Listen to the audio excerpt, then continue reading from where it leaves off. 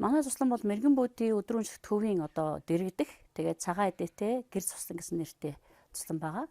За цуслан бол одоо 3 дахь жилдээ үйл ажиллагаа явагдаж байгаа. За манай цуслан бол тийм ээлжиндээ бол маш цөөхөн хүүхдийг авдаг онцлогтой. Цөөхөн хүүхдийг авдаг шалтгаан нь юу вэ гэхлээр зэрэг тэр цөөхөн тооны зүүн тооны хүүхдээ Монгол өв соёлоор хүмүүжүүлээд Монгол одоо агаар, Монгол одоо жинхэнэ эко агаар, Монгол хоолоор тархлаажуулаад за тэгээд 7ч байтугай, 5ч байтугай, 10ч байтугай энэ хоногт нь үр дүнтэй өнгөрүүлээд амраагаад явахыг зорддог туссан байгаа.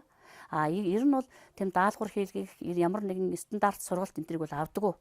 Зөвхөн хүүхдийн ерөөсөө энэ орчинд ийм задгаа ерөөсөө ямар ч эрүүл аюулгүй эко орчинд гүйлгэх, тоглуулах, харьяалгах, зоргоор нь байлгах тэдний бүр өрцгийг нээж инээлгэх тийм зорилготой. Үнэхээр ямар гоё юм бэ гэдэг үгийг давтан хэлсээр гэрлүүгээ харих тийм зорилготой. Ямар үйл ажиллагаа голцлон явагддаг вэ гэхээр зэрэг нарлаг өдөр шарсуунд хүүхдүүдэд оруулаад амттаа сайхан нойрноос нь сэрээгээл одоо албаар одоо шүүдрийн энэ дээр 5 минут ч гэсэн алхаад буцаагаад одоо унтуулах тийм зорилготой. За Монгол тоглоом наадгаа тэн дундаа шагаа наадгаа. За тэгээд хорол тоглоомоор одоо тоглож наадуулаад сургах юм зорилготой. За тэгингээд дандаа Монгол хоол идэн. За гэдэс эдгийн ач холбогдол юу байдгийг, толгой шир эдгийн ач холбогдол юу байдгийг, за Монгол хоол гэж ямар хоолыг хэлдгийг гэдгийг бүгдийг таниулаад, ижүүл сургаад, болж үл ижүүл сургаад одоо эдэг дургуй хүүхдүүд байдаг л да. Гэхдээ эдэг дургуй ч гэсэн ач холбогдол нь юу байдгийг бэ гэдгийг хүүхдүүд таниад явдаг. Мал аж ахуйдаа тодорхой хэмжээгээр танилцаад, үнээ саагаад, малын хоттой танилцаад ингэ явдаг. Шинэ борцгоо харж өгөө, шинэ өрмөө ингэ тавьж өгөөл. Тэгээд хярмаан чамж өгөөд ингэ суудаг. Тэгээ хүүхдүүд бол нөгөө хярам гэж юм мэддэггүй, суу ужин л гэж ингэж ойлгодог. Тэгэхээр нэг сүү амтгдсан болохоор тэгж байгаа хэл та. Тэгээ сүүлдээ энэ сүү биш юм аа, сүү хярам хоёрын ялгаа нь юм аа гэдгийг таньж өгж байгаа. Тэрээс алхам тутамдаа л хүүхдүүд маань Монгол ахгүй Монгол өв соёлоосоо ингэ таньж явдаг би их баяртай байдаг. Тэгээ хүүхдүүд маань одоо өдрөөс өдөрт ингэ дээ штэ маш их тараг их дуртай болдог. Тарганы хэмжээ өдөрт 10 литр тараг хэрэглэдэг байсан бол одоо 12 13 гэл ингэ нэмэгдээд явна. Тэгээ хүүхдүүд маань буун буутлаа харин хортлаа тарганы хэрэгцээ бол маш их нэмэгдэг аахгүй юу. Тэгэхээр тарагт маш их дуурлаад, ууз сураад, сураагүй уудаггүй байсан, дургүй байдаггүй байсан хүүхдүүд маань бүгд уугаад, ууз сураад ингэж буцдаг гэрлэгээ явдаг байгаа.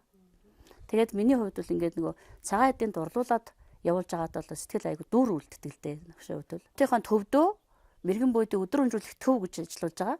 За тэр төв маань 3 салбартай байгаа одоо юм балар. За салбаруудынхаа байршлыг дурдах юм бол одоо Ярмаг буюу Хүннү мол ихтгүүрийн зүүн талд Хамбогт хороололд 2 салбар ажиллаж байна. 2 салбар нь яагаад 2 салбар байдаг вэ гэхээр нэг одоо салбартаа буюу нэг байранда зөвхөн 1 2 дугаар хүүхдээ хамруулж ажиллаулдаг, сургадаг. За нөгөө салбартаа 3-аас дээш буюу 3 4 5 дугаар анги хүүхдүүдэд хамруулж ажиллаулдаг байна. За мөн арцтын аманд буюу Хангац ситийн нэг хотхонд 3 дахь салбар маань ажиллаж байна. За одоо зуны өдөр өнжүүлэх бол манай Хамбогт салбарын өдөр өнжүүлэхэд одоо тогтмол үйл ажиллагаа явуулж байгаа. За энэ үйл ажиллагаа өдөр өнжүүлэх маань гол чиглэл нь юу вэ гэхээр зэрэг хүүхдийн нөгөө стандарт мэдлэгийг хоцроохгүй гэрийн даалгавраар нь стандарт мэдлэгийг сэргээж өгдөг, баттгаж өгдөг тийм зорилготой. За түүний хажуугаар төгөлдөр хуур, ятг, за шатар, даам, сарбон самбин, бүжиг гэх мэт одоо сургалтууд явдаг байгаа. Мэргэн буудын өдөр өнжүүлэх хүүхэд хамгаалал хөгжлийн төв нь нийгмийн хариуцлагынхаа хүрээнд асрамжийн газрын хүүхдүүдэд хүмүүнлэгийн тусламж үзүүлэх шийдвэр гаргажээ.